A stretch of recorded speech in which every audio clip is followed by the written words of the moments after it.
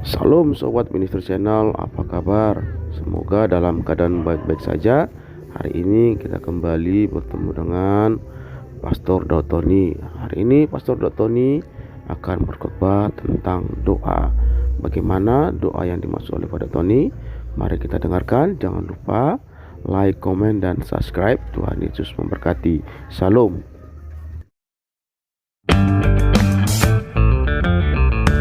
Silakan duduk. Shalom.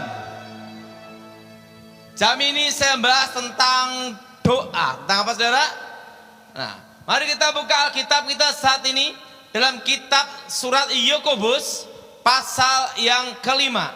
Yakobus pasal yang kelima ayat 17 sampai dengan 20.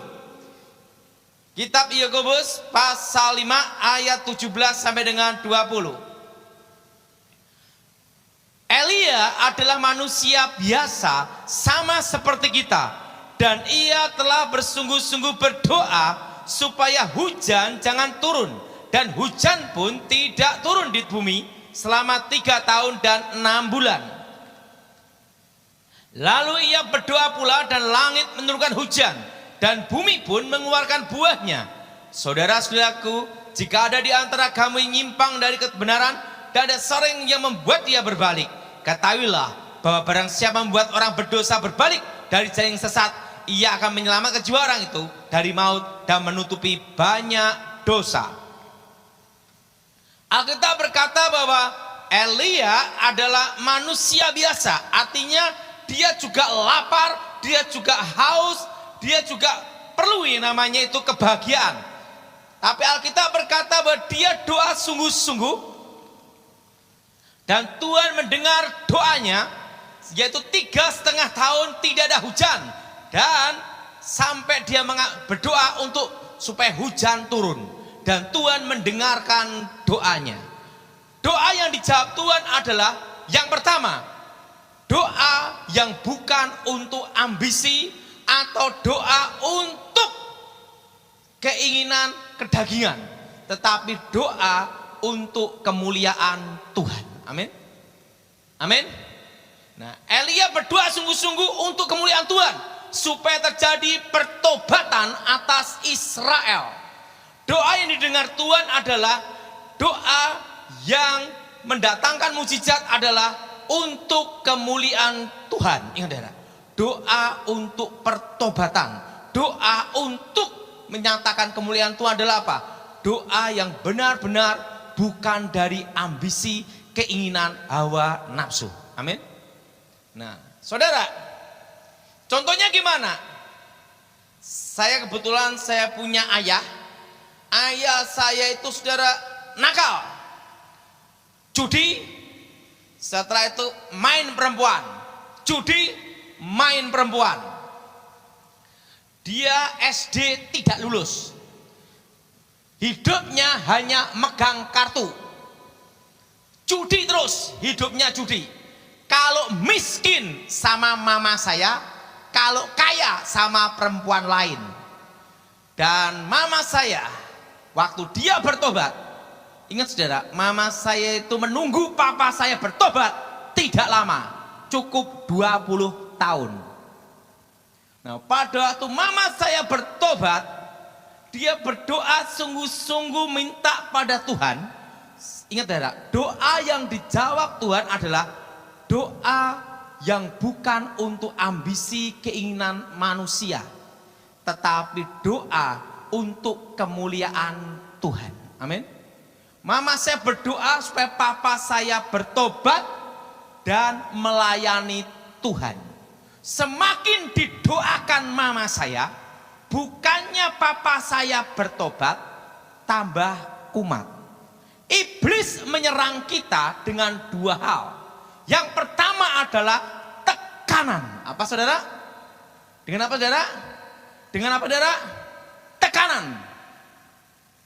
Dibikin stres, dibikin masalah, dibikin kecelakaan, dibikin problem, dibikin persoalan yang berat.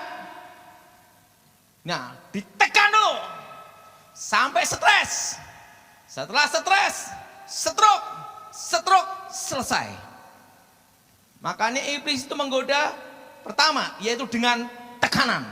Kalau tekanan tidak berhasil, dia gunakan yang kedua, yaitu apa? Dengan godaan. Godaannya apa? Berkat. Saudara, banyak orang jatuh ke dalam dosa bukan pada waktu miskin. Justru banyak orang jatuh dalam dosa justru pada waktu diberkati. Waktu diberkati, lupa sama Tuhan, lupa siapa yang memberkati. Ujian seorang laki-laki itu pada waktu kaya, nama terkenal. Kenapa? Karena ada kesempatan, mata kedip-kedip. Tetapi ingat saudara, godaan perempuan itu apa? Pada waktu miskin, masih setia enggak sama suaminya? Betul? Nah, kalau laki-laki selingkuh, rata-rata pada waktu pegang uang, kaya, terkenal. Kalau miskin, susah selingkuh, duite sopo, sing gelem sopo, gitu dah. Jelas saudara? Siapa yang setuju? Angkat tangan. Pelakunya. Ingat, makanya godaan laki-laki justru waktu terkenal, hebat, punya kesempatan, punya uang. Jarang tukang becak selingkuh. Siapa yang mau gitu dah. Nah, tapi godaan seorang wanita yaitu kesetiaannya. Jadi kalau laki-laki diuji kesetiaannya waktu kaya, waktu terkenal, waktu hebat, bukan waktu miskin. Tapi seorang perempuan diuji pada waktu ada badai, ada masalah, ada tantangan.